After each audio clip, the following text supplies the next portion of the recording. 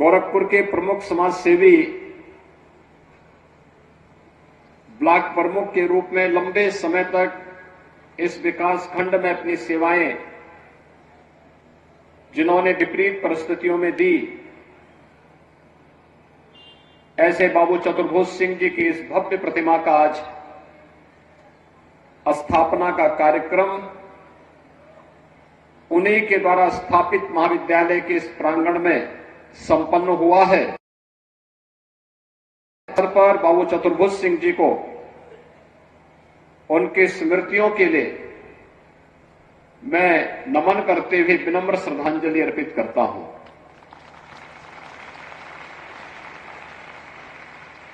आप सब जानते हैं वे एक वरिष्ठ समाज सेवी थे।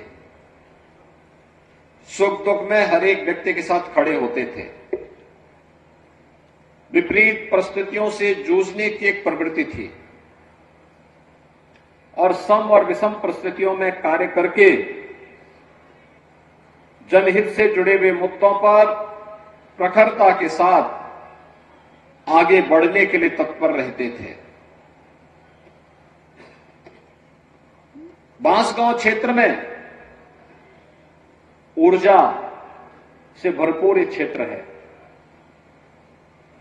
बांसगांव का व्यक्ति, यहां का युवा, जब भी उसे उचित मार्गदर्शन मिला, उसने अपनी प्रतिभा का लोहा जीवन के प्रत्येक क्षेत्र में मनाने में कोई कोर कसर नहीं छोड़ी। और बांसगांव की इस धरती से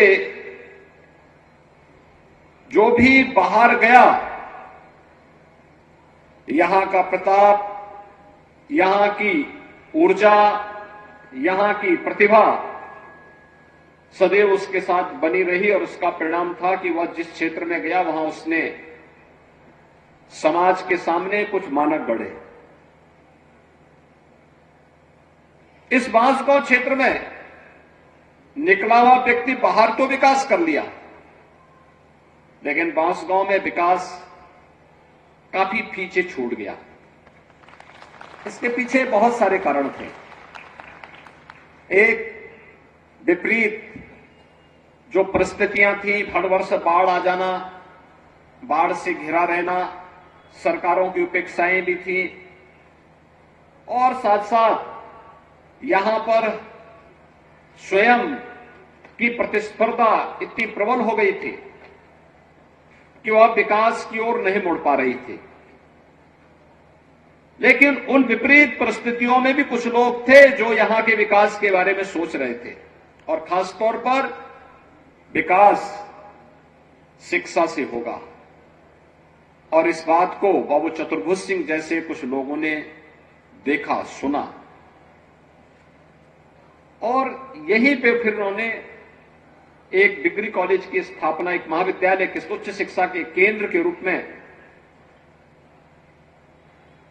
जवाहरलाल नेहरू महाविद्यालय के रूप में स्थापित करने का निर्णय लिया। यानी जन सहभागिता के माध्यम से शिक्षा के बड़े से बड़े केंद्र स्थापित किए जा सकते हैं और शिक्षा के केंद्र जहां हजारों छात्रों के जीवन को मार्गदर्शन देने का काम कर रहे हैं, वहीं साथ ही साथ शिक्षा के इन केंद्रों के माध्यम से ढेर सारे लोगों को रोजगार और आगे बढ़ने की एक नई संभावना भी विकसित होती है। जिस कालखंड में सरकार का प्रोत्साहन कम था, उस समय बांसगांव क्षेत्र में डिग्री कॉलेज की स्थापना एक सपना था। भिटोली में कॉलेज था, कौड़ीराम में था, गोरखपुर में था, लेकिन बांसगांव में नहीं था। और बांसगांव में उस समय जस्टिस केडी शाही जी के मार्गदर्शन में, उनके नेतृत्व में यहां पर बाबू चतुर्भुज सिंह जी ने इस कॉलेज की स्थापना के दायित्व को अपने कंधों में लिया और देखते ही देखते यहां पे एक महाविद्यालय बना और आज एक पीजी कॉलेज के रूप में इस क्षेत्र में उच्च शिक्षा के केंद्र के रूप में स्थापित होकर के कार्य कर रहा है। शिक्षा का एक केंद्र बिंदु बनना अनेक रचनात्मकता को आगे बढ़ाने में सहायक हुआ। उसका परिणाम हम सबके सामने है। आज यहां पे विकास की नई नई योजनाएं आ रही हैं, विकास के नए कार्य हो रहे हैं।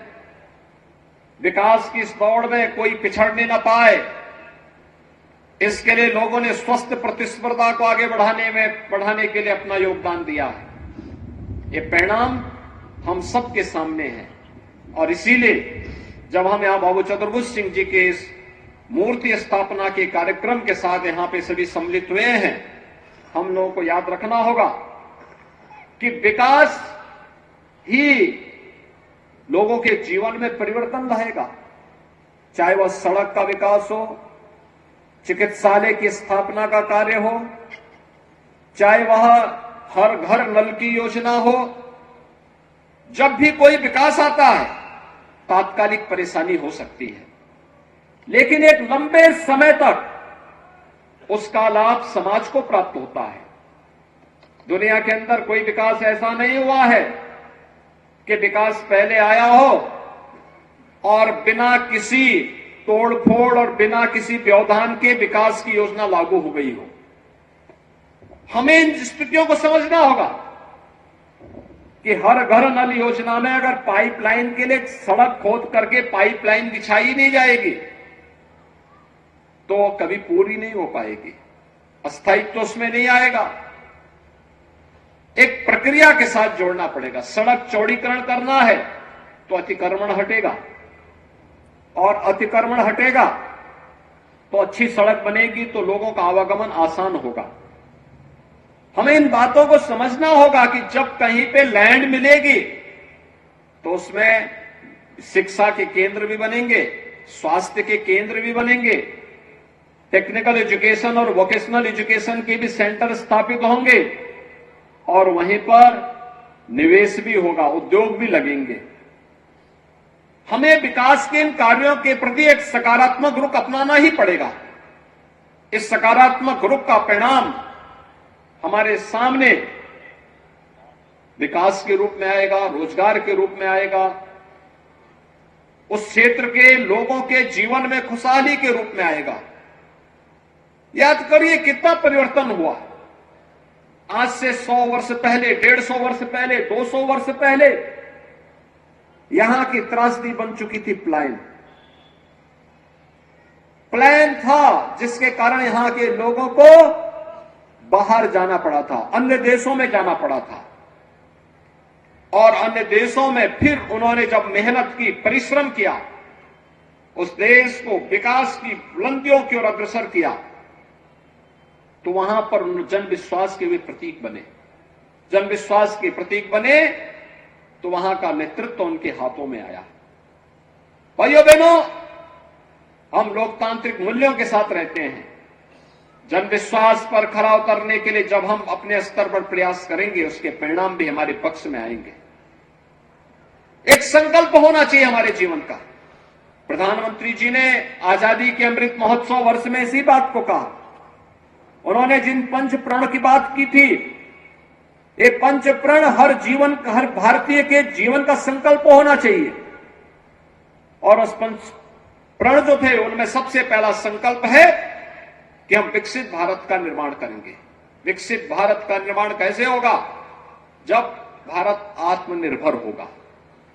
दूसरों पर निर्भर रह करके कोई व्यक्ति विकास नहीं कर सकता, विकास के लक्ष्यों को प्राप्त नहीं कर सकता।